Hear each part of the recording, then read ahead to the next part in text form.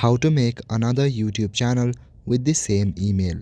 Hello everyone, in this video I'm gonna show you how you can make another YouTube channel by using the same email. So firstly, open any of your preferred web browser.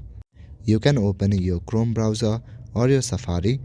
In there, go to youtube.com and log in to your account. Now tap on this icon at the bottom.